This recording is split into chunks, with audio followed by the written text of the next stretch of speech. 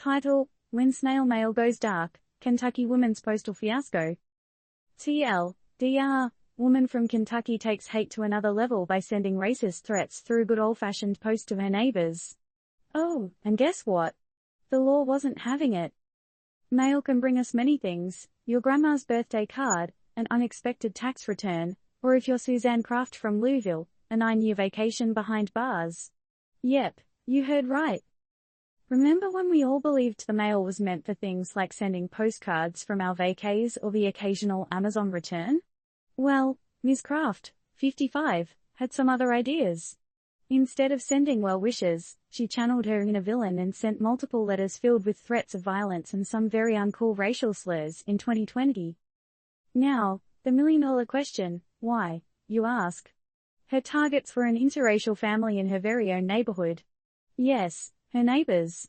Most of us just ask to borrow sugar or lend a lawnmower, but Kraft decided to redefine neighborhood relations in the most twisted way. Imagine going to your mailbox, expecting maybe a letter from your Aunt Jane or that online shopping order you forgot about, again, and finding such hatred instead. It's a real mood killer, right? The U.S. Justice Department took a dim view of this postal chaos.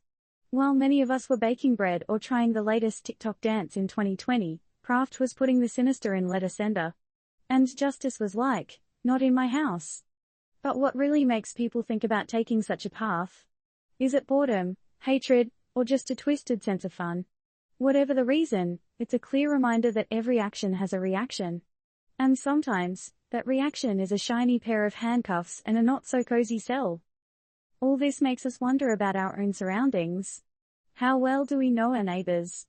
How much are we aware of their struggles, their stories, or their misdeeds? While Kraft's actions might be extreme, it's a lesson on the importance of empathy, understanding, and above all, love. So, dear readers, the burning question is, in a world where communication has evolved so much, why are some still resorting to old methods to spread hate instead of love? Disclaimer: this article is meant for informational purposes only and should not be taken as advice or recommendation.